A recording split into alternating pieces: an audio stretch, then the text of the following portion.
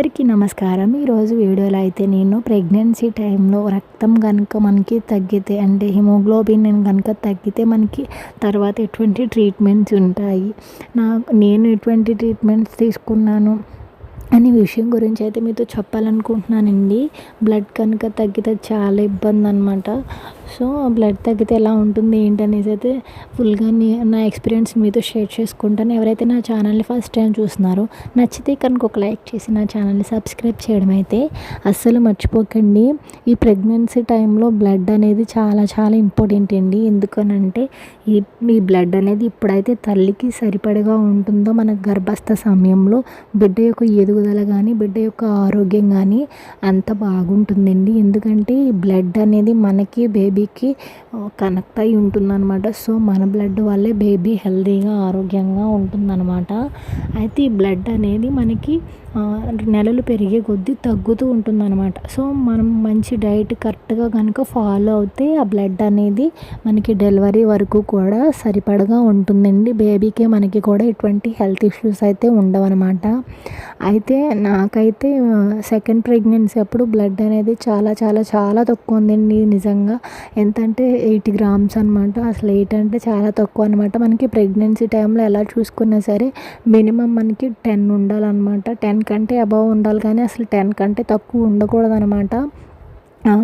లేదు అంటే 9 అన్నా ఉండాలి కానీ అసలు అంతకంటే తక్కువ అసలు ఉండకూడదండి. ఇంకా నాకైతే చాలా భయం వేసింది అనమాట.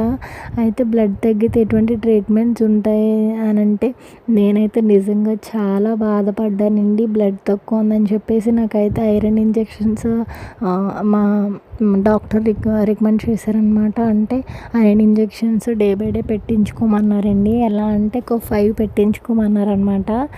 ఇంకా అంటే అప్పటికి నాకు 8th month అనమాట. ఇంకా 1 month ఉంది కదా డెలివరీకి. సో ఇంకా పెట్టించుకోవాలి, ఇంకా తప్పదు. లేదు అంటే ఇంకా డెలివరీ టైంలో బ్లడ్ ఎక్కించాల్సి వస్తుంది, అది చాలా ఇబ్బంది అని చెప్పేసి అన్నారనమాట.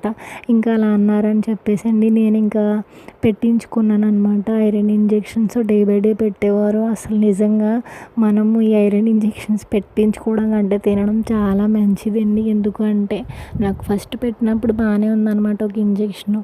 తర్వాత మళ్ళీ డే బై డే కాదు ఇది, తర్వాత వెళ్ళినప్పుడు అసలు సరిగ్గా ఎక్కలేదన్నమాట. సో చేతులు మొత్తం కమిలిపోయి చాలా బాధ భరించానండి నేను.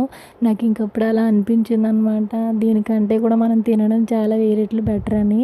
అయితే ఏంటంటే నేను నా సెకండ్ ప్రెగ్నెన్సీ టైంలో నాకు వాంతులు ఎక్కువగా అయ్యాయి అనమాట. సో అందువల్ల వచ్చేసి నేను ఏం ఎక్కువగా తినలేకపోయేదాన్ని.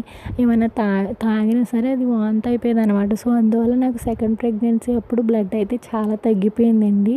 ఇంకప్పుడు నేను అలా బాధ భరిస్తూనే ఐరన్ ఇంజెక్షన్స్ పెట్టించుకుని ఇంకా బ్లడ్ పడేవి బాగా అంజీరా, ఇంకా వచ్చేసి బీట్రూట్ జ్యూసు, అలాగే ఖర్జూరము, అలాగే వచ్చేసి వేరుశనగ అచ్చులు ఇవన్నీ తిన్నానండి. డెలివరీ టైంకి అయితే సరిపడగా ఉందన్నమాట. అయితే నేను చెప్పేది ఒక్కటేనండి, మనం ఐరన్ ఇంజెక్షన్స్ ఇలా బ్లడ్ ఎక్కించుకోవడం కంటే కూడా మన ప్రెగ్నెన్సీ టైంలో మనం బాగా తినడమే చాలా మంచిదండి. వాంతి అయిపోయినా సరే మనం మానకుండా ఫ్రెష్ ఫ్రూట్స్, వెజిటేబుల్స్ ఇట్లా మంచి పౌష్టికాహారాన్ని అయితే తీసుకుంటే బ్లడ్ అనేది తగ్గకుండా ఉంటుందండి. Thank you for watching. ఇంకెవరైతే నా ఛానల్ సబ్స్క్రైబ్ చేసుకోలేదు దయచేసి సబ్స్క్రైబ్ చేయడం అయితే అస్సలు మర్చిపోకండి.